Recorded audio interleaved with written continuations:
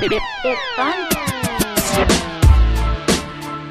What's up, Buckeye Nation? You're tuned in to the Buckeye Cast, coming at you loud and proud, bringing strong opinions and salty humor to Ohio State football. These fellas were born and bred in the Buckeye State, and their brand of banter is guaranteed to entertain and excite you. But if you're not a Buckeye, don't bother. Visit us at thebuckeyecast.com and follow us on Twitter, Instagram, Facebook, and YouTube at The Buckeye Cast to stay up to date on all things Ohio State football. And be sure to subscribe on iTunes, SoundCloud, or Stitcher. Now here's your host, Joe Warwick. What is up, Buckeye fans? Thank you for joining us. We are so fucking hyped for this show. Henry, I got Shawn in here, coming from the state up north. And yeah, we are blowing it out this week. We're completely taking a grenade to the format, and we are just, since it's a bye week, we have one of the best interviews ever. I don't know if anybody can top this one. Most of the podcasts I listen to don't interview anybody. But we have the man, the myth, the legend, Urban Meyer tonight. You guys are going to love this. Yeah, you guys are going to love this shit. We asked him, we're going to ask him some of the fucking best questions. As you all know, this is the Buckeye Cast. Subscribe to us on your favorite podcast app. What is it, Apple Podcasts or whatever they call it now? Google Play, Stitcher, all that shit. Visit thebuckeyecast.com. Follow us on all social media platforms at the Buckeye Cast. And don't forget about Extra Points. We give you our reactions after each game. Obviously, we won't be doing one this week since it's a bye week. But look for that following next week's game against Penn State. So, like I mentioned, we got Herb coming up here. But first, we wanted to bang out a few Twitter questions. We got our guy Jason back in here. He dropped 2 bombs on us from the Twitter field. And then we got another one. So anyway, let's get to it, Shawn. All right, let's do it. First question comes from the Buckeye Jason. His handle is at Jason33887. His question is, are you guys on the expand the playoff to 8 train? What about to 6? 1 and 2 get a bye? Hashtag love the show. First of all, I got strong takes on this. So I just had an idiot at work telling me, the playoffs, blah, blah, blah, and maybe we take it to 6. 6 is the fucking most stupid thing I've ever heard of. No, you can't take it to 6. It's either 8 or nothing. I'm 100% on the 8-team playoff train. It's where it needs to go. It's the obvious progression. And it's the only thing that does away with a bunch of the bullshit that we're dealing with now when you get into, 4th and 5th. 4th and 5th, I think, maybe TCU the year we won it, they could have a bitch that they weren't in the conversation. For the most part, it's been pretty good, but I like going to 8. 8's a true tournament. You got all 5, you got all 5 division winners, Power 5 conferences at least, all 5 conference winners, and then 3 at large, for a team like essentially Ohio State last year. And 8's the way to go, and I can't believe that the next time this comes up to be even votable or whoever the hell decides this, that it won't go to 8 because it just makes sense. Yeah, but Jesus Christ, how long are the playoffs going to be? That's like getting into the Super Bowl week, Well, you can have that. 8. You're talking about 3 games, right? 3 extra games make the playoffs, only for 8 teams. And the only team that's going to play 3 extra games are the 2 teams that win it all. Sure. The others are going to play 2 extra.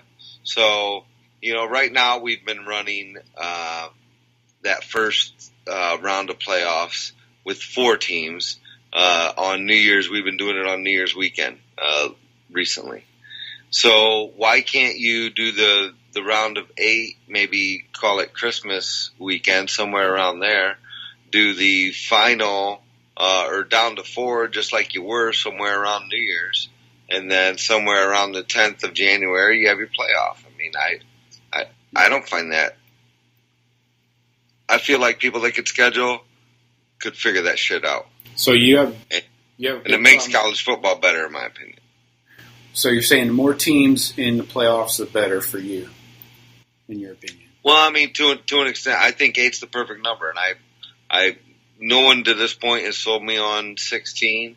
I don't think I want 16, Christ. but 8 I feel is appropriate. Wow, I can't even comprehend 16, man. You might as well just go to 64 and we'll make it like basketball.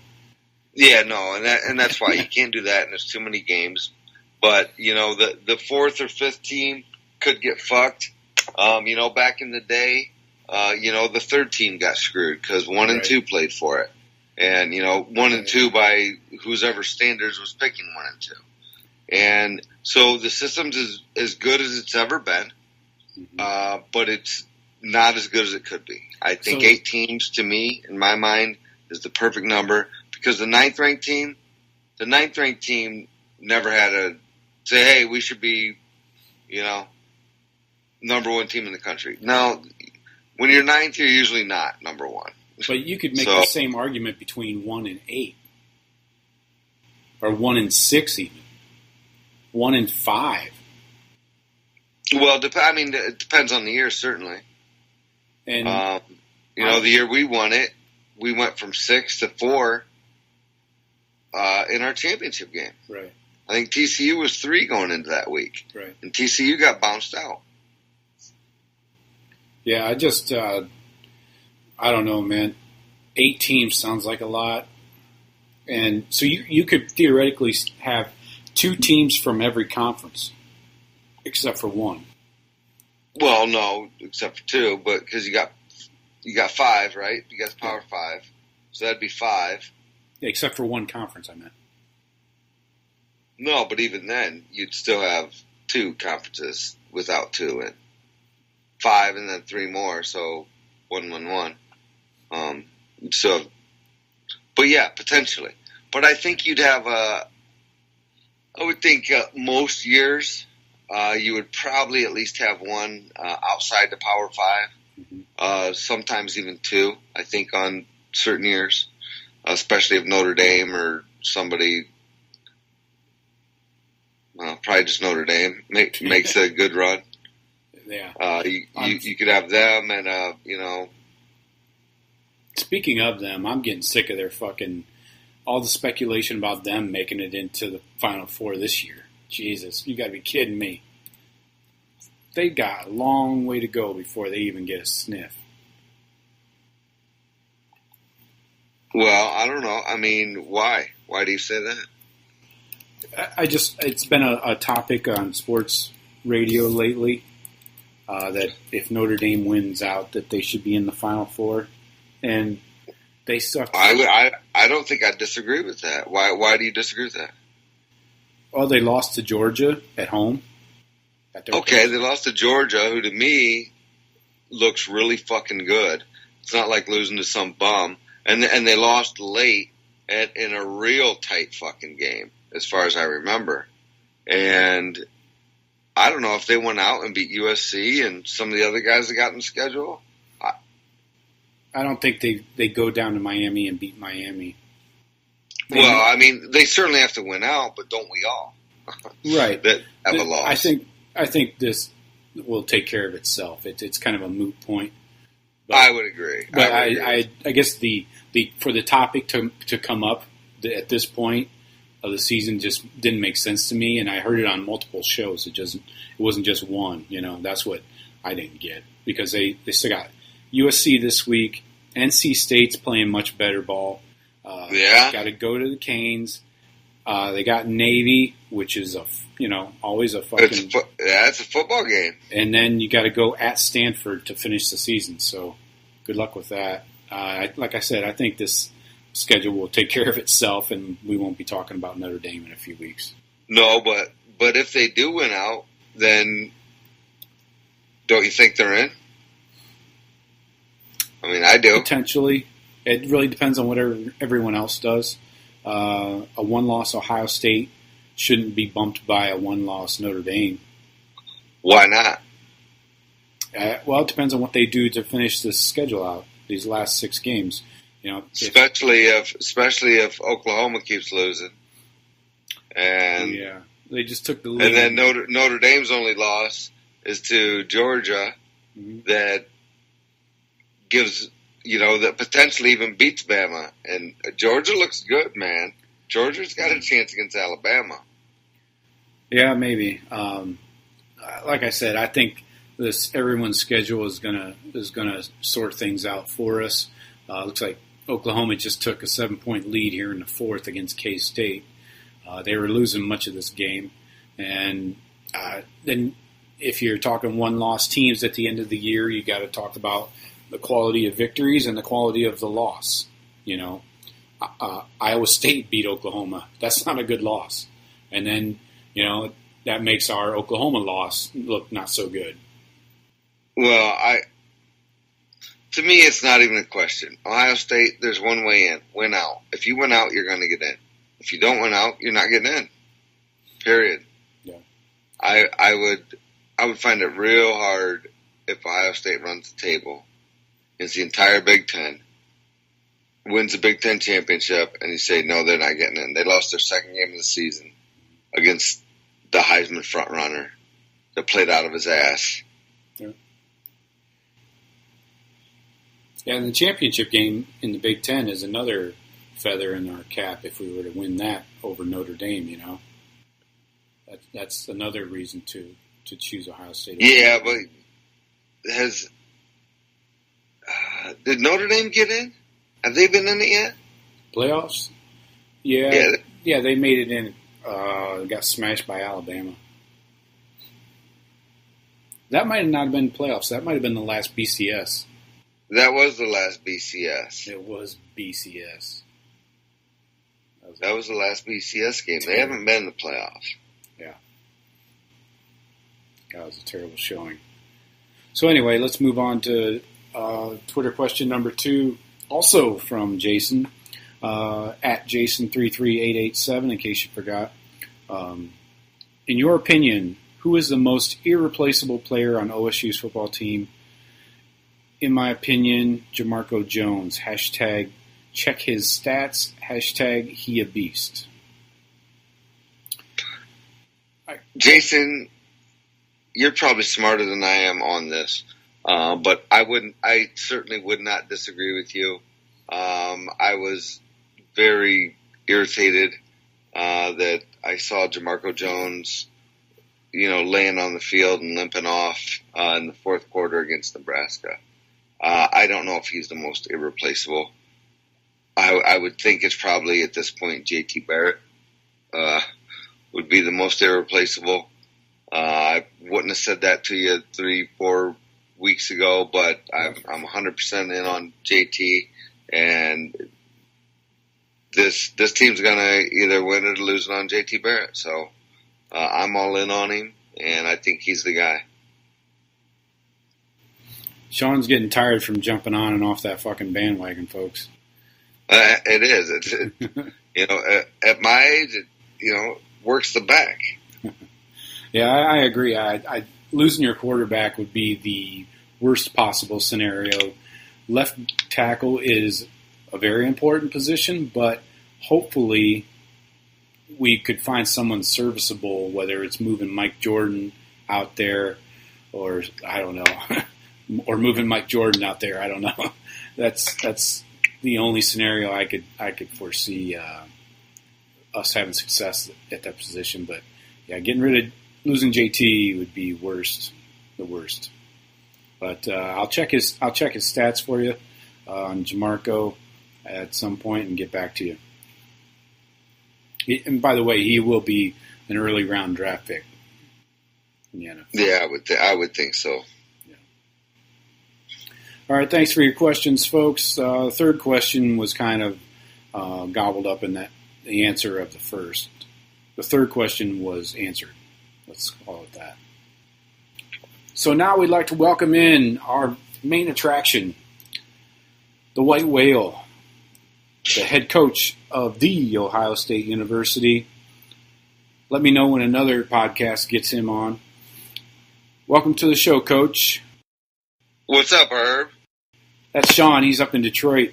Yeah, and that state up north. You don't have to answer his questions if you don't want to. I understand. And I'm sure our fans understand as well. Go ahead. I'm answering questions for you. Can we call you Herb? Yes. Thank you. What's the expectation? The expectation is that we ask you questions and you answer them. It's kind of like an interview, like you've done a million times. So Shawn's going to ask you the first question, if that's all right. Yes. Yeah, hey, Herb. So I'm sitting here looking at this season, and I want to know if our Buckeyes, me and you and I, us, in the bigger, broader sense of the term, if we went out, do we make the playoffs after what happened last year? Assuming that there's like another couple one-loss teams or an Oklahoma that beat us and we're both trying to get that fourth spot, what do you think, Herb? But I'm not going to get into that now. Short and to the point. Well, all righty then. Okay, Herb. Here's a shorter question for you. Does every day feel the same? Great question. Thank you. Because every team's different, every week's different, every day's different. Well, my next question, Herb, involves personnel. So last year, our most productive guy of the newbies seemed to be DeMario McCall. So where the fuck has Run DMC been this year? But I'm not going to get into that now. Hey, I'm with it. Okay, next question. Herb, what do you say to people who think college football players shouldn't be paid? Come out to the practice field and watch the grind, the work. Okay, I respect that. Right on that. So, Herb, you haven't been following my podcast, but my people know that I'm not a big Damon Arnett fan. So I got to know, is Arnett a big as ass off the field as he is on it? I know exactly your question, and a lot of it's, maturity. Just what I thought. Bingo. At least he answered that one. Okay, what team in the Big Ten, Herb, is your biggest roadblock to winning the conference? Our rivals. Okay, that's it? Yes. Well, I just wanted to, kind of piggyback on my Twitter questions from Jason to ask Herb about this. Why the fuck is Jamarco Jones limping off the field in the fourth quarter when we're up 5 scores against Nebraska? Why is that happening? But I'm not going to get into that now. Okay, Herb. I'm a 5-star recruit. Not really, but let's say I am. A 5-star QB recruit. You have 2 minutes to sell me on Ohio State. Ready? Go. Come here and be part of a great program. Okay. That's it? You have like 1:45 left. Yes. Okay. Short and to the point, folks. He must have been wearing the national championship rings when he gave that speech. He already knows you're sold. I guess so, yeah. I'm an easy one. Yeah, so this one, I live up here in the great state of Michigan, I guess. But even up here, I feel like Harbaugh's got this, black magic witchcraft going on. I just need to ask, do you think that Jim Harbaugh is as big as asshat as the rest of Buckeye Nation, and as far as I can see, all of college football nation thinks he is? He's not competitive yet. That's good. You're right, he's not. All right, Herb, I got one for you.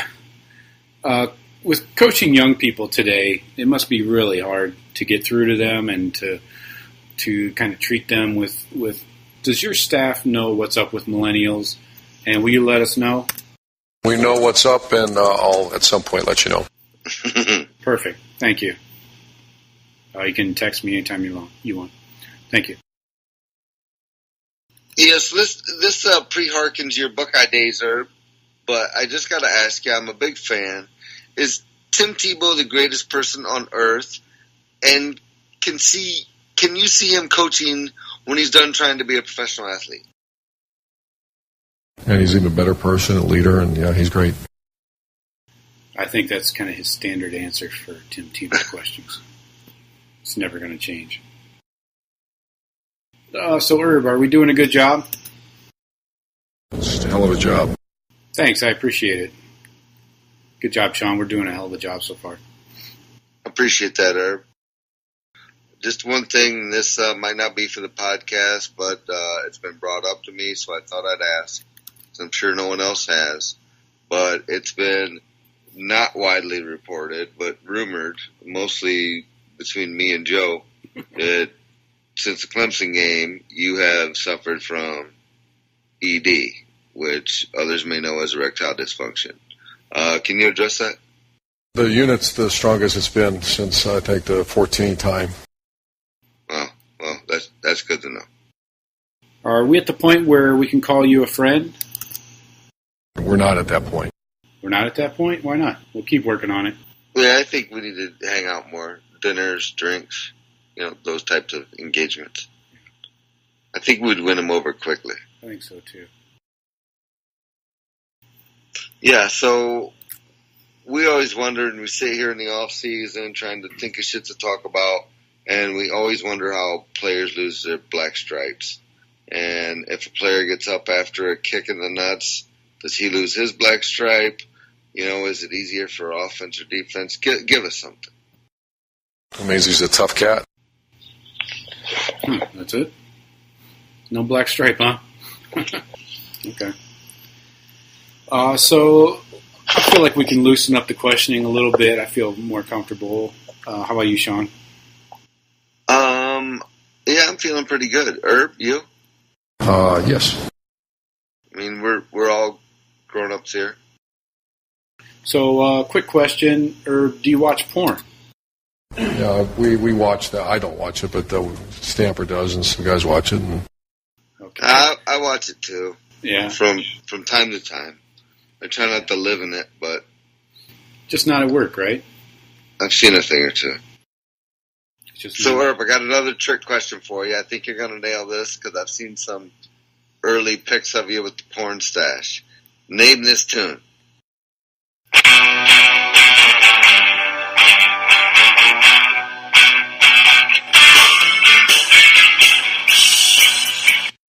Life in the big city.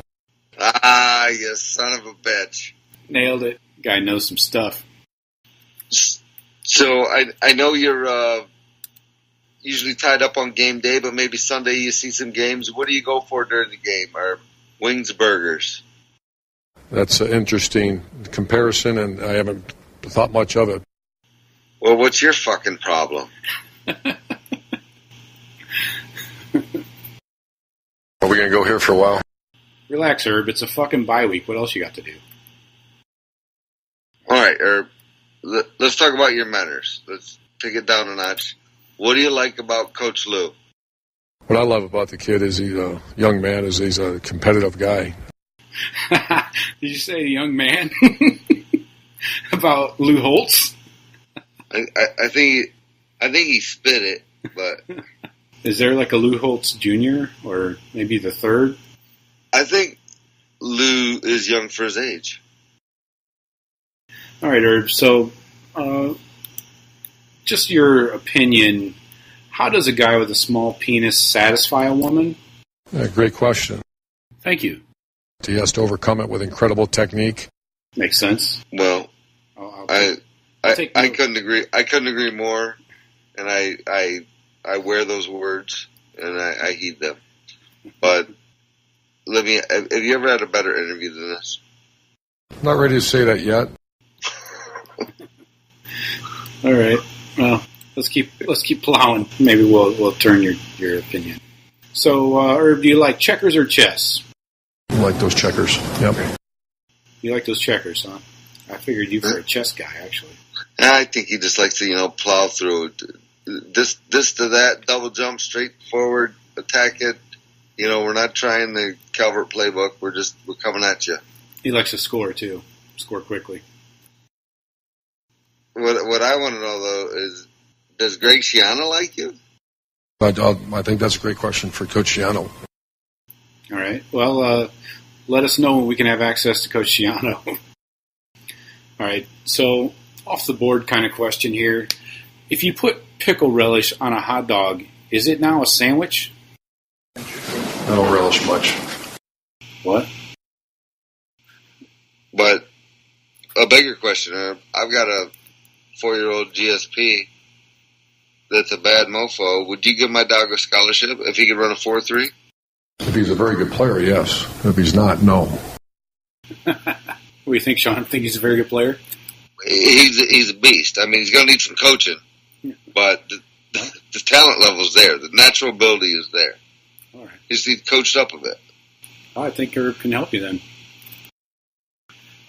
So, Herb, what do you think of Shawn's performance tonight in this interview? Great question. Thank you.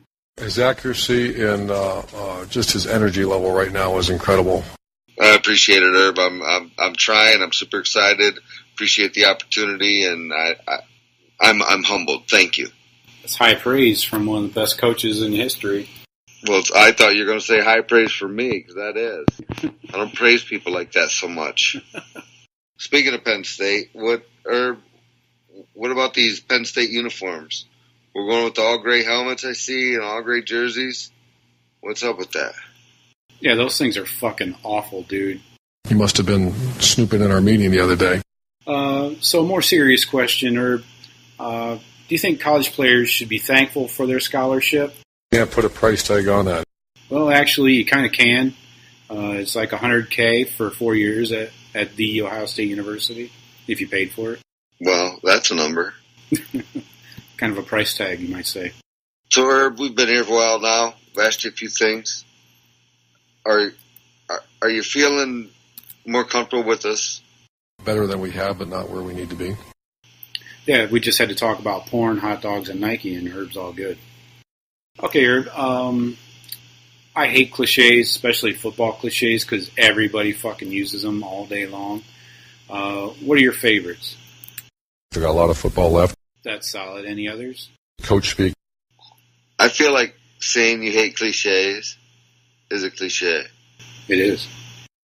So, Herb, now you gave Shawn all this praise. I'm kind of jealous. Do you have one word that might describe my performance tonight? Yeah, elite. Well, Herb, I feel like you throw that word around a bit much. So, Herb, any advice for our fans that might be putting money on the Buckeyes this year? It's none of my business. All right. So, what's the Herb? I live in Michigan now. All my friends that are Sparty fans and that, they all hate you and think you're shady. Please tell me so I can tell them, what is the real reason you left Florida? But I'm not going to get into that now. Well, that's what I told him. Fuck off. All right, Herb. Shawn, you have any further questions for the defendant? No, I appreciate the time. I don't know what to say. I'm completely humbled. Herb, you're welcome back into the Buckeye Cast anytime. Well said. Yes, Herb. We really thank you for all your time and your answers and semi-answers. Please don't be a stranger. Thanks, guys. All right, Buckeye fans, I hope you enjoyed that interview. Don't forget to tell your friends where to find the show and ask them to subscribe to the podcast on their favorite app. And pass us along on social media as well to everybody on your Twitter feed and your Instagram feeds. The Buckeye Cast. Visit the site, thebuckeyecast.com. We always have the most recent game up there streaming. And we'll hit you back next week. We won't have any extra points this week, but we'll do the full show towards the end of the week, like Wednesday or Thursday or whatever. But, Shawn, thanks for joining me. Thanks for having me, man. Thanks, Herb. Yeah, thanks, Herb. And we'll talk to you guys later. Peace. Fun